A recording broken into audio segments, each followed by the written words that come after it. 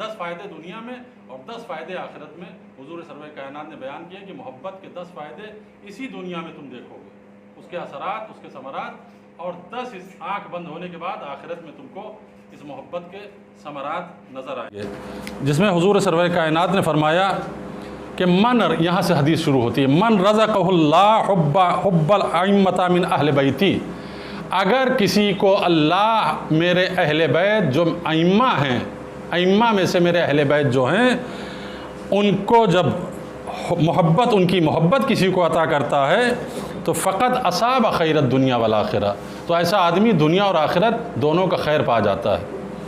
اس کے بعد پیغمبر نے فرمایا فلا یشکن احد انہ فی الجنہ، کسی کو اس بات میں شبہ نہیں کرنا چاہیے کہ جو ہم اہل بیت سے محبت کرے گا وہ جنت میں جائے گا۔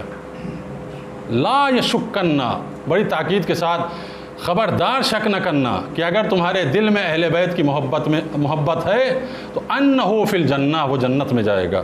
اس کے بعد پیغمبر اسلام فرماتے ہیں کہ وَأَنَّ حُبَّ أَهْلِ بَيْتِ 20 خصلہ، ہم اہل بیت کی محبت 20 خصلتیں رکھتی ہے، 20 صفات اور 20 ثمرات رکھتی ہے۔ 10 فی الدنیا و 10 فی الآخرہ، 10 دنیا سے تعلق رکھتی ہیں اور 10 آخرت سے۔ وہ 10 کی جو دنیا سے متعلق ہیں ان میں غور سے سنیے کہ کیا کیا چیزیں ہم کو دنیا میں ملتی ہیں اہل بیت کے محبت کے سلسلے میں۔ ایک صلوات پڑھیں محمد وعلی محمد پر۔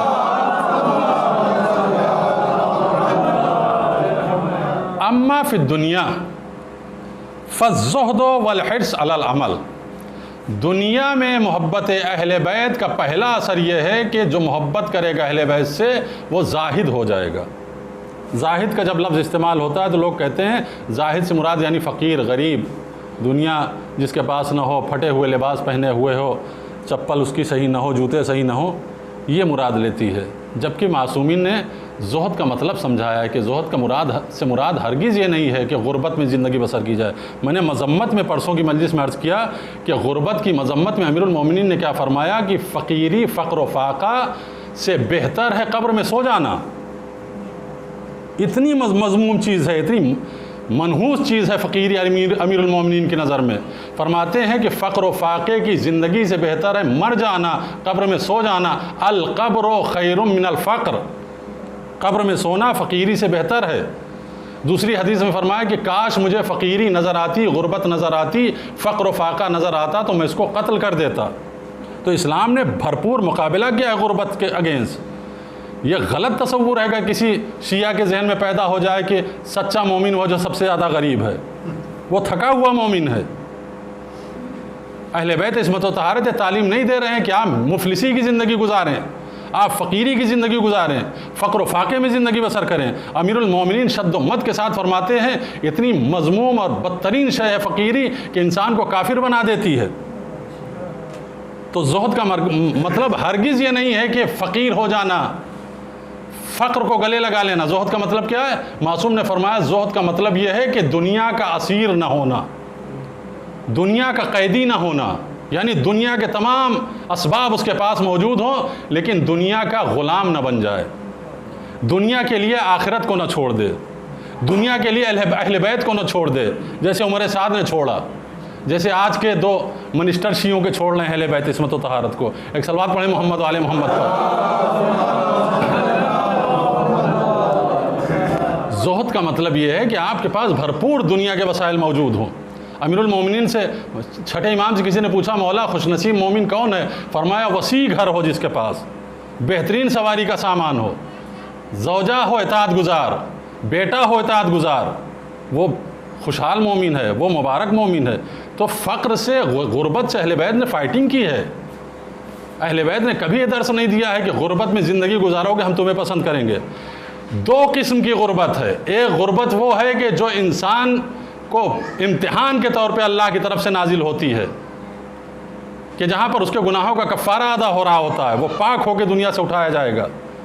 ایک غربت وہ ہے جو انسان کی کاہلی، سستی، ناکارہ پن کی وجہ سے آتی ہے۔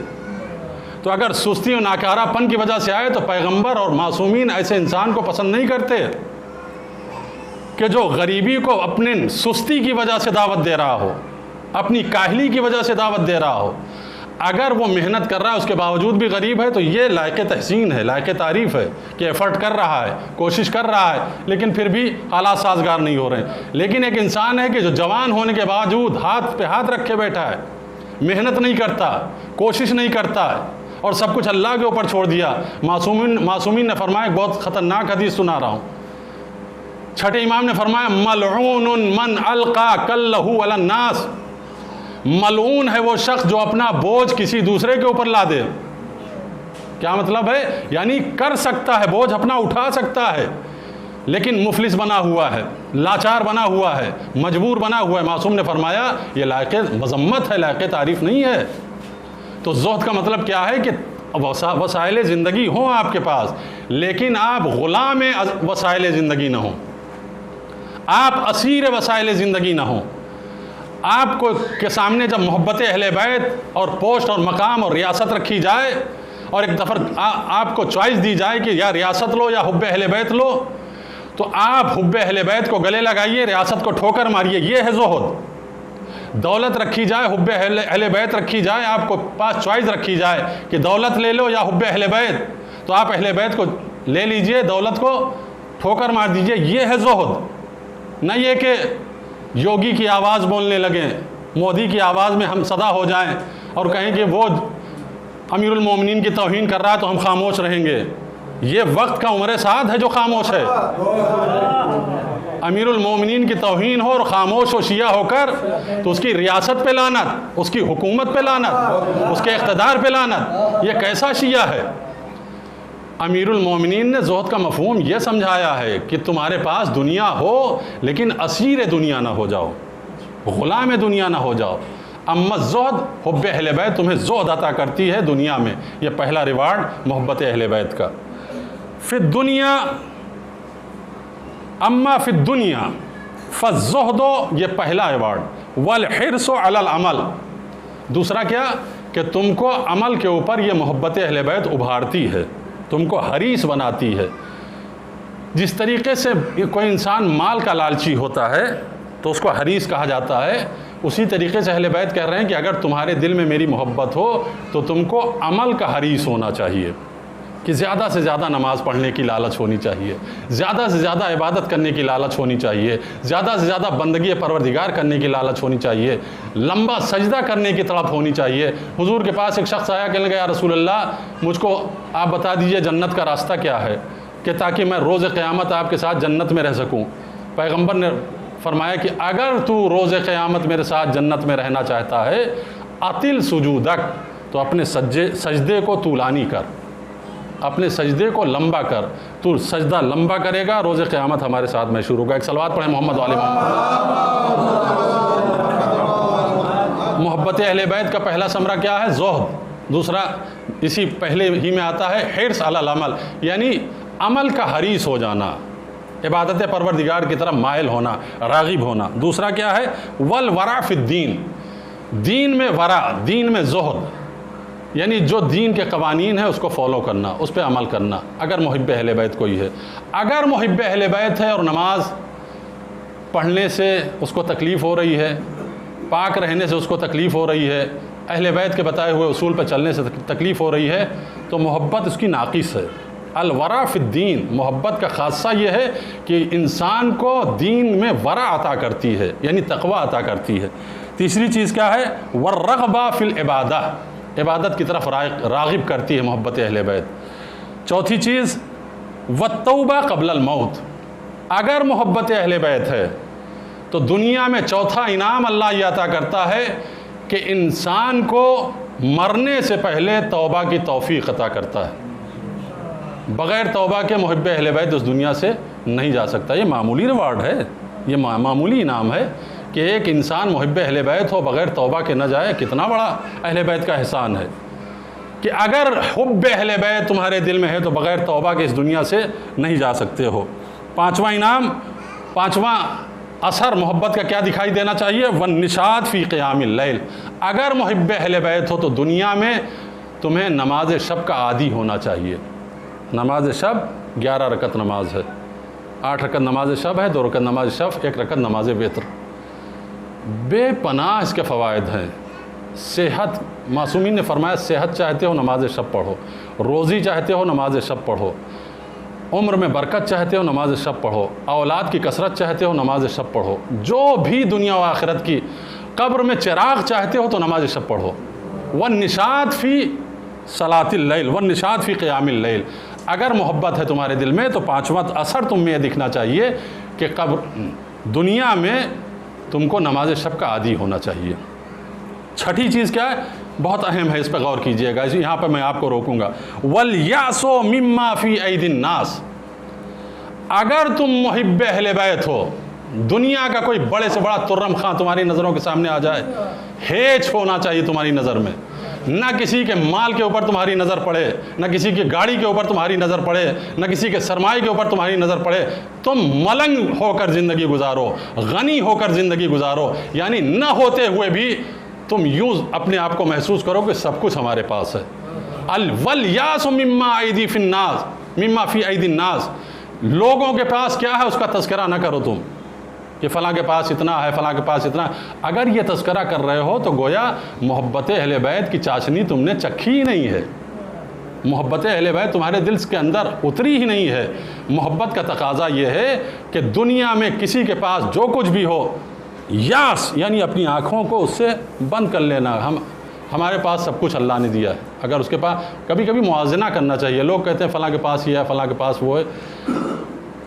ایک عالم دین ہے، بڑا اچھا انہوں نے موازنہ کیا ہے، کہنے کبھی یہ نہ سوچو کہ فلاں کے پاس کیا ہے، کبھی یہ سوچا کرو کہ پروردگار نے تم کو کیا دیا ہے، صحت دی ہے کہ نہیں دی ہے، آنکھیں دی ہیں کہ نہیں دی ہیں، کان دیا ہے کہ نہیں دیا ہے، تم کو صحت دی ہے، تم کو اولاد دی ہے، تم کو گرچہ روزی اگر کم ہے تو غور کیا کرو کہ اگر کسی کو اللہ نے روزی دی ہے تو صحت کا اس کے ہاں مسئلہ ہے۔